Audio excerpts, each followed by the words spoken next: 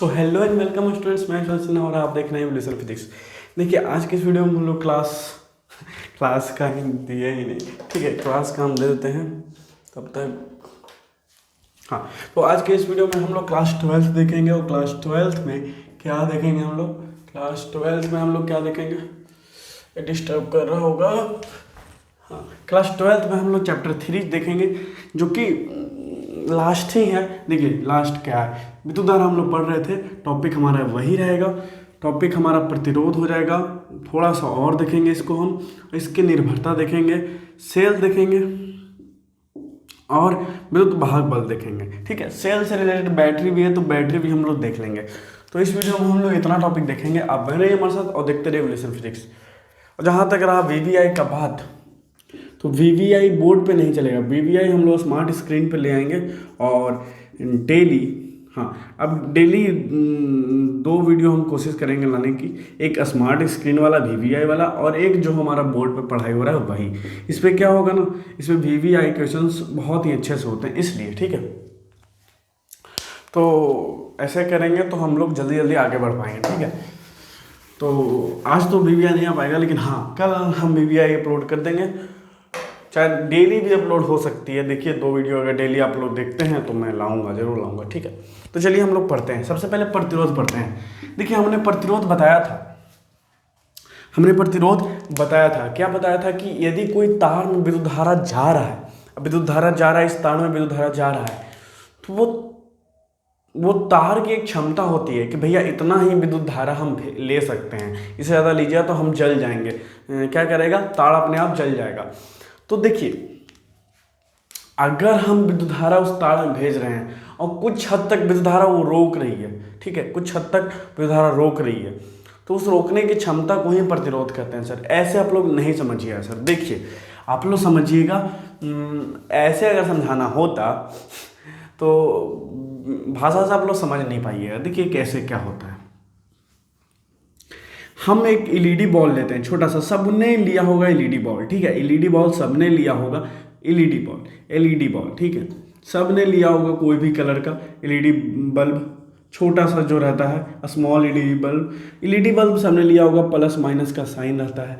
तो LED ball जो जलाएं, अगर डायरेक्ट हम मेन लाइन से जला दिए तो ये क्या हो जाएगा, फ्यूज हो जाएगा। चाहे 12 वोल्ट से आप जला दीजिए तो फ्यूज हो जाएगा। इसलिए हम यहाँ पर क्या करते हैं, ये माइनस वाला ले लेते हैं और एक किसी में भी एक क्या लगा देते हैं, यहाँ पर क्या लगाते हैं, रेजिस्टेंस लगा देते हैं सर। एक पदार्थ लगा देते हैं जो कि क्या करता है ना, रोक देता है। क्या करता है, विद्युत धारा को रोकता है कुछ हद तक।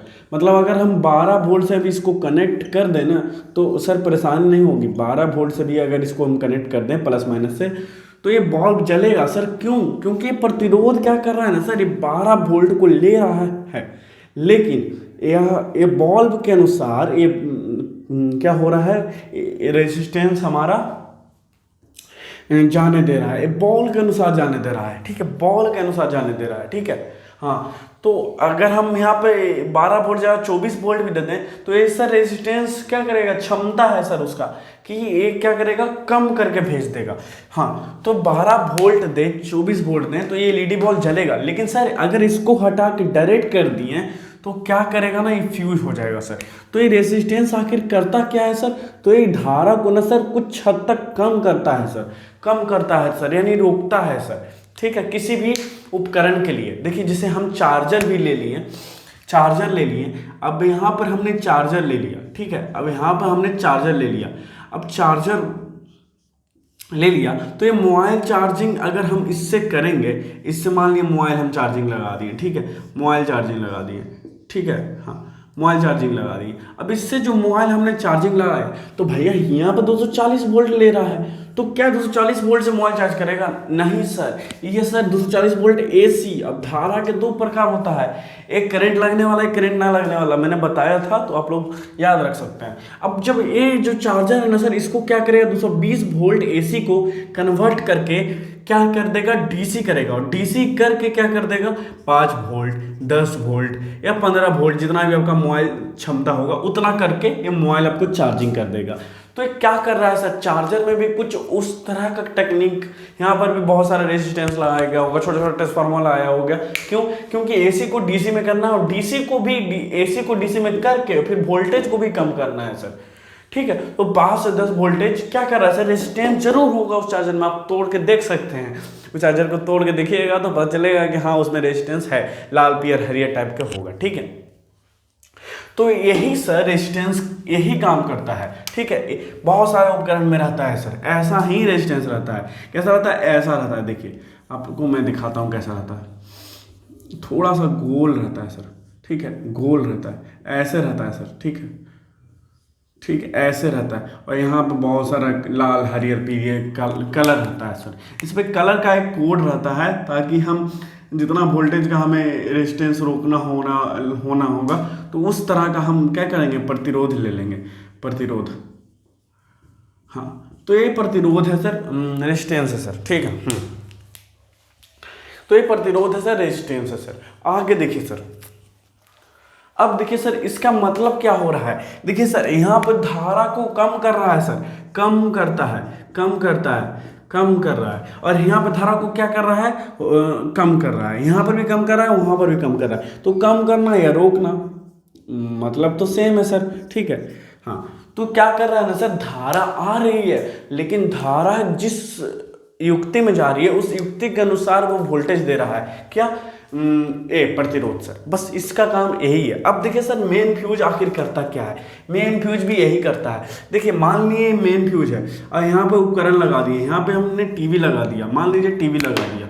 अब यहाँ पे जो टीवी है वो 240 वोल्ट से चलती है। अब यहाँ पे हमने फ्यूज लगा दिया तो फ्यूज क्या करेगी, फ्यूज क्या करेगी, फ्यूज 240 वोल्ट ही जाने देगी टीवी में। लेकिन अगर 240 वोल्ट से प्लस हो जाता है, मान लीजिए 300 वोल्ट हो जाता है तो टीवी तो उड़ जाएगा। तो प्रतिरोध फ्यूज क्या करती है, उसमें एक पतला सा तार होता है सर, वो जल जाता है सर। अब जल जाएगा तो क्या होगा, एक लाइन तो जा रहा है, एक लाइन जल गया। अभी जल के क्या होता है, टूट जाता है। जब टूट गया तो वोल्टेज जाएगा नहीं, तो टीवी हमारा बच जाता है। तो फ्यूज का यही काम होता है। नहीं, फ्यूज एक तरह का क्या है, प्रतिरोध है सर, रेजिस्टेंस है सर, जो धारा को एक तरह से अच्छा देता है, मतलब युक्ति को, मतलब विद्युत उपकरण को क्या करता है, बचाता है सर ज़्यादा धारा जाने से, ठीक है।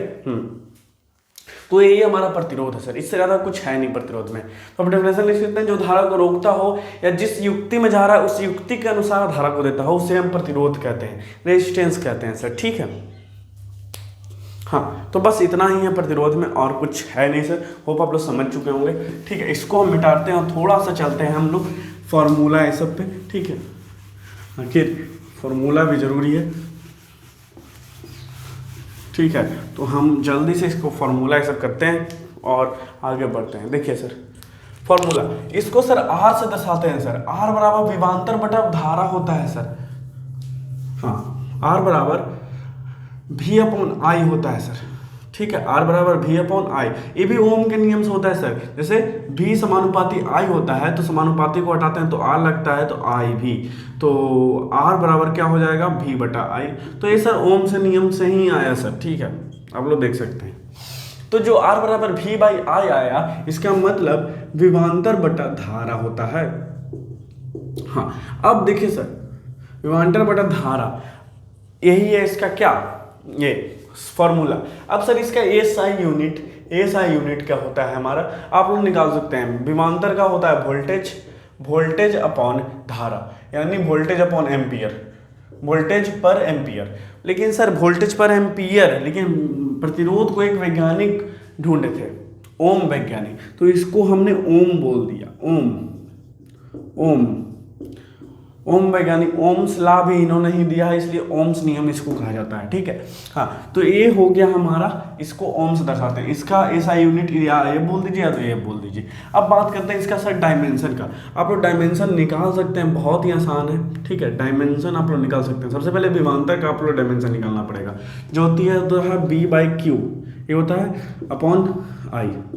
देखिए डब्ल्यू होता है ऊर्जा या वर्क, ठीक है। तो ऊर्जा का होता है द्रव्यमान इंटू विस्थापन इंटू, नीचे आ जाएगा, हाँ, तो क्या हो जाएगा, पर हाँ, अगर इसको हम करते हैं W/Q इंटू 1/I, तो यहाँ पे हो जाएगा क्या, QI। तो ये Q मतलब आवेश, आवेश को क्या बोल सकते हैं, IT बोल सकते हैं, फिर एक और I आ गया। हाँ, द्रव्यमान इंटू तो MLT-1/I2T1। अब इसको इधर ले आएंगे तो MI-3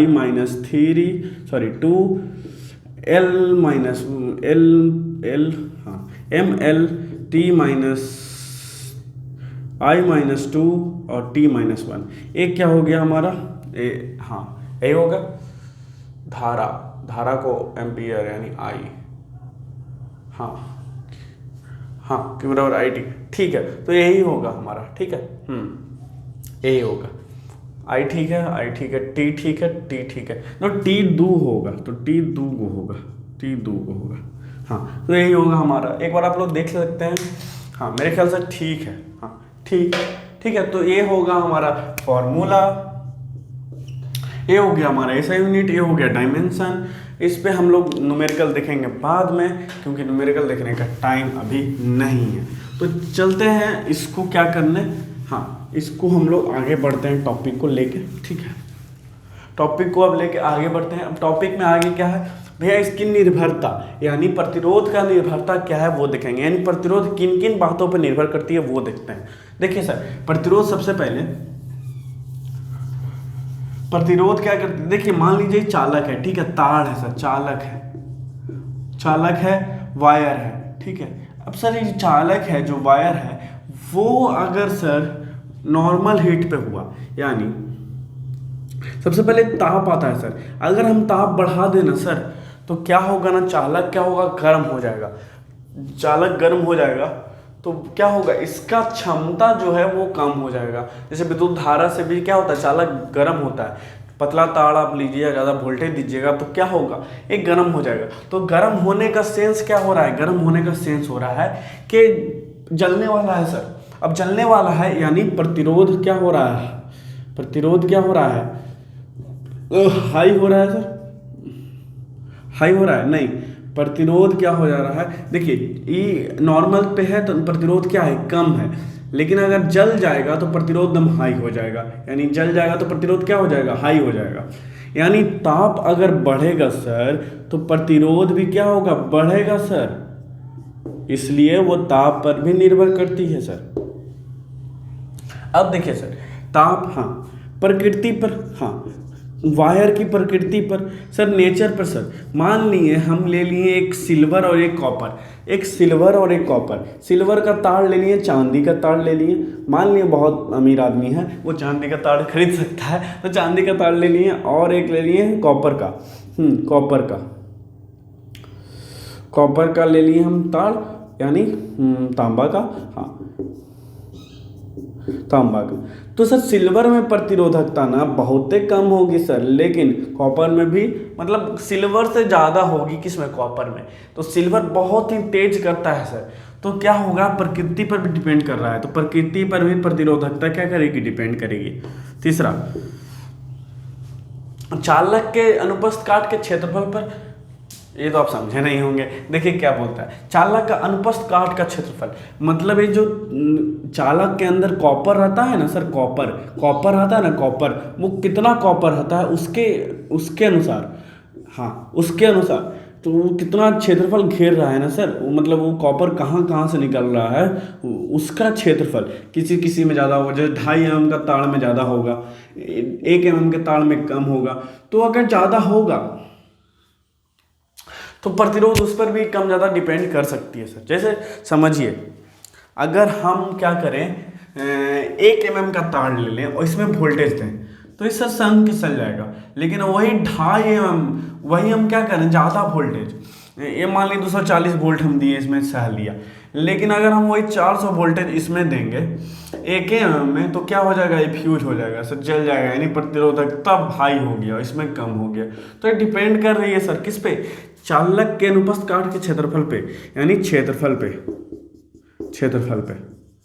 अनुप्रस्थ वाला क्षेत्रफल सर, अनुप्रस्थ काट का क्षेत्रफल, ठीक है।